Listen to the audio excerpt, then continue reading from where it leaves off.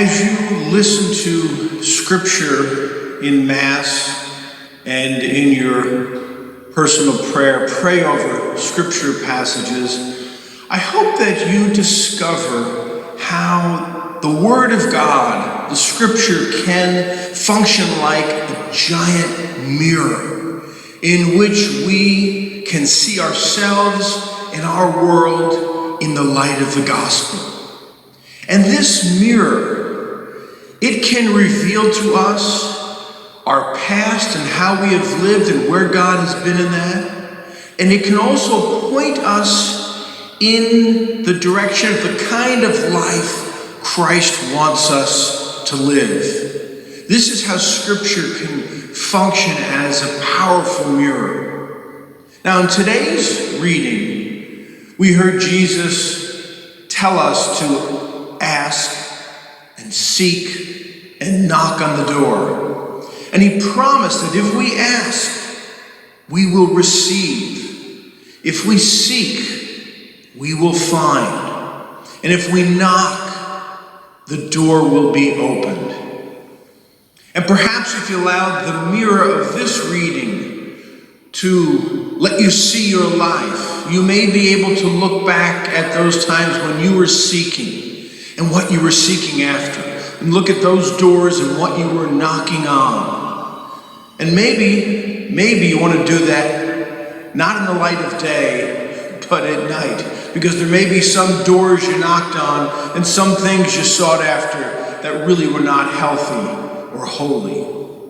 At the same time, this reading, this invitation to ask and seek and knock, it points us in the direction of the kind of life Christ wants us to live, the kind of parish he wants us to become, the kind of church he wants our church to be. So here's the question. What is it that Jesus wants us to ask for? What is it that he wants us to seek after? What's behind the door that he wants us to knock on? Well, we get a clue as to the answer to that question by realizing that this passage occurs in chapter 11 of Luke's Gospel, and it comes right after he taught the Our Father. And if you read the Our Father, especially Luke's version in chapter 11, and if you pay attention to that prayer, you discover it's a prayer where we ask God to act.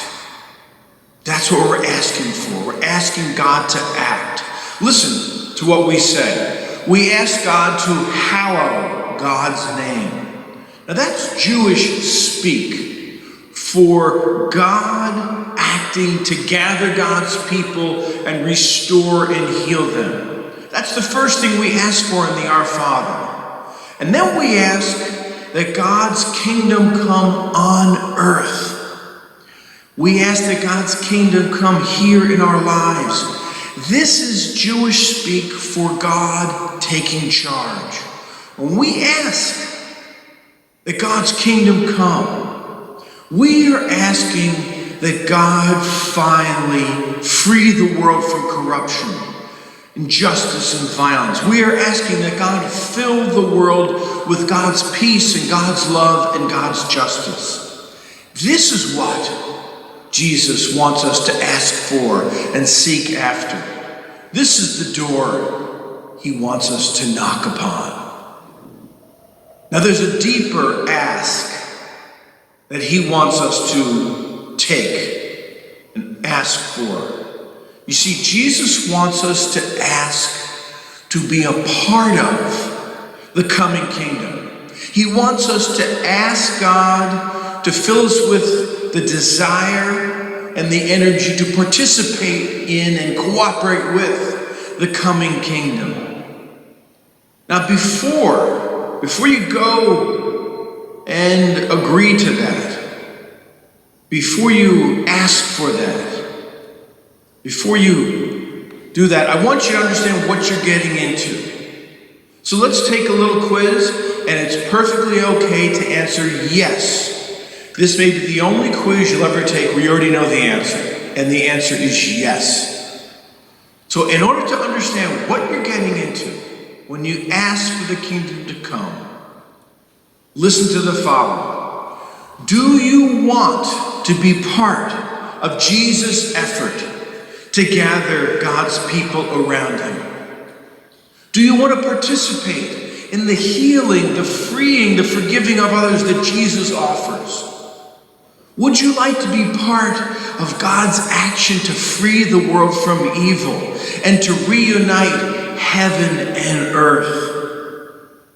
Do you want to bring God's peace and justice and love to our world? In short, do you want to be a part of a worldwide movement that offers the world what it really needs, what it really seeks after, what it really wants? If your answer is yes, then knock on that door. An exciting world and meaningful work